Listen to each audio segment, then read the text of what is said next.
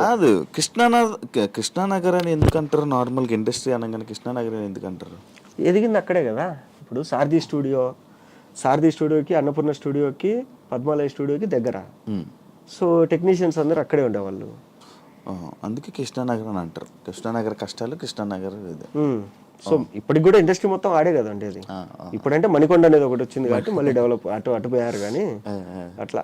Okay, నీ industry జర్నీలో ఏం నేర్చుకున్నావు? నీ లైఫా? డబ్బులు ఉన్నప్పుడు మిగిలించుకోవాలి ఫస్ట్ పాయింట్. తర్వాత ఏంటంటే ఫేమ్ వస్తుంది పోతుంది. వచ్చినప్పుడు అంటే నీ ఫేమ్ అనేది నీ దగ్గర కనపడకూడదు. నువ్వు లేనప్పుడు నీ ఫేమ్ కనపడాలి. అరే పలానోడు అమ్మ ఆ సినిమాలు చేస్తాడు, అద్దురా ఇద్దురా వాడు ఇద్దురా అంటారు. ఇంత విన్న వాళ్ళు నువ్వు వచ్చినప్పుడు నిన్ను చూస్తే ఫుల్ ఆపోజిట్ ఉండాలి, మామూలుగా ఉండాలి. ఇప్పుడు నేను ఇప్పటికి కూడా మణికొండలో స్కూటీ వేసుకొని తిరుగుతాంట, టీ స్టాల్కి మామూలుగా వెళ్తుంటా, రోడ్ సైడ్ పానీపూరి తింటాంట. అక్కడ ఎక్కడ దోశలు ఫేమస్ అంటే కనుక వెళ్ళిపోయి మాదాపూర్ ఫుడ్ స్ట్రీట్లో రోడ్డు మీద తిరుగుతా తింటాంట. సో నాకేంటంటే ఓకే, డబ్బులు ఉన్నప్పుడు బాగా రెచ్చుగా ఉంటాము, డబ్బులు లేనప్పుడు ఏం చేస్తావు? అదేదో డబ్బులు ఉన్నా లేకుండా ఒకటేలాగా ఉన్నావు అనుకో, మామూలుగా నీకు అలవాటు అయిపోతుంది. ఉన్నప్పుడు అలాగే తినొచ్చు, లేనప్పుడు అవును పెద్ద తేడా అనిపిదు. ఇప్పుడు అజిత్ గురించి చెప్తారు. అక్కడ ఏంటంటే అజిత్ ఒక సెట్లోకి వెళ్ళిపోయి అటు ఇటు తిరుగుతూ వెళ్తానే ఒక లైట్ అంతా సెట్ చేసి కూర్చోన్నాడంట. వెళ్ళి ఈయన పక్కన ప్లేస్ ఉంటే కూర్చొని బాబాయ్ ఒక బీడీ ఉంది అన్నాడంట. ఉంది సార్ అంటే బీడీ ఇస్తాను, ఆ బీడీ తీసుకొని నేను తాగినాడంట. ఆ లైట్ మెన్ వచ్చి అజిత్ సార్ నా పక్కన కూర్చొని బీడీ అడిగాను నన్ను అంటాడు. ఆయనకి ఏది బీడీ తాగాలనిపించింది, ఈయన కావాలంటే ఎక్కడి నుంచో తెప్పించుకోవచ్చు. తిరుగుతున్నాడు, ఒక ఆయన బీడీ తాగుతా కనపడినాడు. ఓకే బాబాయ్ బీడీ ఉంది అన్నాడు, ఉంది అన్నాడు, ఇచ్చాడు. మామూలుగా ఇప్పుడు అజిత్ గురించి మనం ఏమన్నా బైక్ వేసుకొని మామూలుగా తిరుగుతాడు అట్లా. సో నువ్వు నీలాగుంటే నీకు పేరు వచ్చినప్పుడు ఇదంతా ఉపయోగపడుతుంది. నీ డ్రెస్సింగ్ గురించి మాట్లాడావు కాబట్టి దానికి నా గురించి బాగా గుర్తొచ్చింది. ప్రతి ఒక్కటి ఐరన్ నీట్గా పద్ధతిగా. బిగ్ బాస్లో నేను చూశాను, ప్రతి ఒక్కటి ఐరన్ నీట్గా ఇలా పెడతావు, ఇలా చేస్తావు, మళ్ళీ అలా తీసి అలా పెడతావు. ఏంటి అంత ఇది? చిన్నప్పుడు బట్టలు లేవు కాబట్టి, అంటే చిన్నప్పుడు ఏంటంటే చాలా తక్కువ కనిపించేవాళ్ళు ఇంట్లో. సో అవే వాడుకోవాలి. అవి కూడా ఏంటంటే ఇప్పుడు నీ దగ్గర ఏదైనా కొత్త డ్రెస్ ఉందంటే ఒక 6 నెలలు 8 నెలలు మీ రిలేటివ్స్లో ఎవరింట్లో ఫంక్షన్ అయినా అదే కొత్తది ఇంకా. సో అది ఓన్లీ ఫంక్షన్లకే వాడుకోవాలన్నమాట. సో అట్లా ఏంటంటే చిన్నప్పుడు బట్టలు అనేది పెద్దగా ఉండేవి కాదు.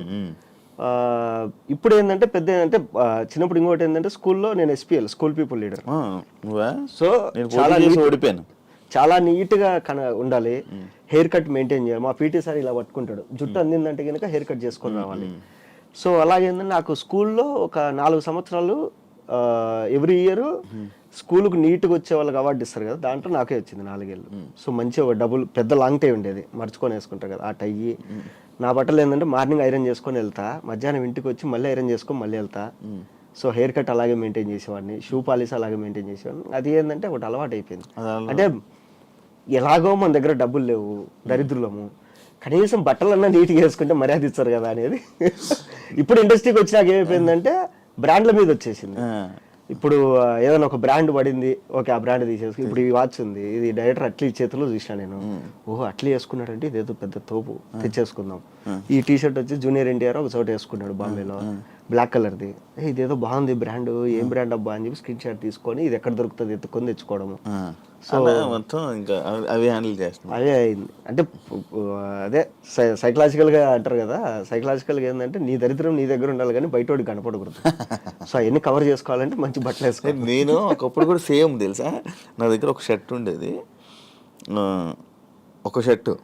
ఆ షర్ట్నే మనకి స్కూల్ సాటర్డే ఎప్పుడు సివిల్ డ్రెస్ వేస్తారు, ఎవ్రీ వీక్ అది వేసుకునేవాడిని.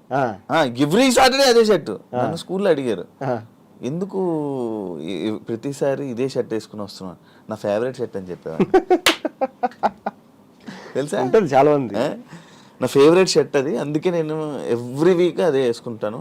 ఎందుకో నాకు మంచిగా అనిపిస్తుంది షర్ట్ వేస్తా అని చెప్పుకున్నాను. నాకు ఇప్పటికీ ఇంట్లో మొత్తం నా క్లాజెట్ అంతా బట్టలతో నిండిపోయింది. ఇప్పుడు నేను బట్టలు కొనుక్కోవట్లేదు కొద్ది రోజుల నుంచి, ఎందుకంటే బట్టలు పెట్టుకోవడానికి స్థలం లేదు ఇంట్లో, అన్ని బట్టలు కొనేసిన.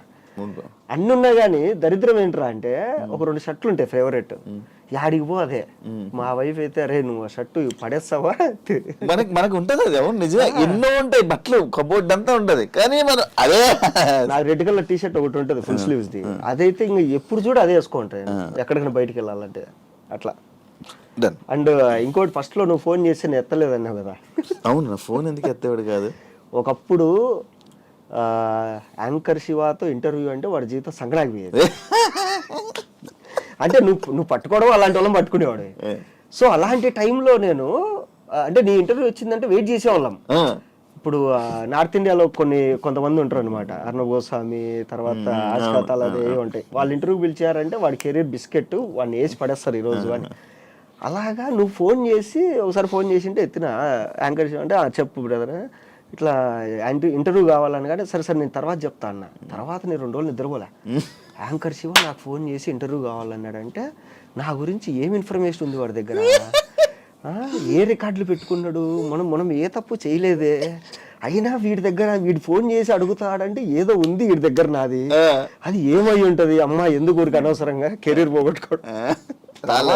తర్వాత బిగ్ బాస్ లో నువ్వు కలిసిన తర్వాత ఓకే, తర్వాత మనం చేద్దాం అనుకుంటే కూడా చాలా రోజులు అయింది, సంవత్సరం దాటిపోయింది.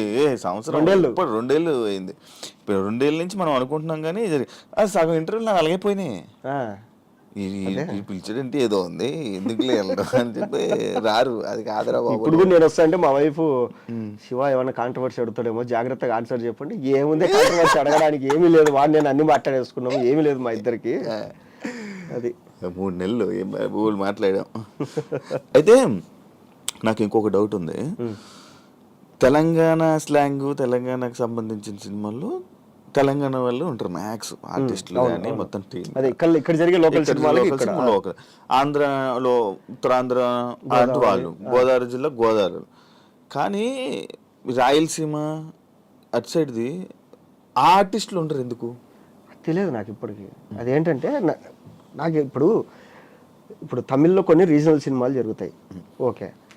ఇప్పుడు తెలుగులో మనకు రీజనల్ సినిమాలు అంటే ఓన్లీ తెలంగాణ బ్యాక్గ్రాఫ్లో వచ్చిన చిన్న సినిమాలనే బాగా ఎంకరేజ్ చేస్తారు, కానీ మిగతా వాటి చేయట్లా. ఇప్పుడు రాయలసీమలో కూడా సినిమాలు జరుగుతాయి, ఇండిపెండెంట్ సినిమాలు చాలా జరుగుతాయి రాయలసీమ. నాది కూడా ఒక రాయలసీమ ఇండిపెండెంట్ సినిమానే, ఎవరు దేకట్లేదు దాన్ని.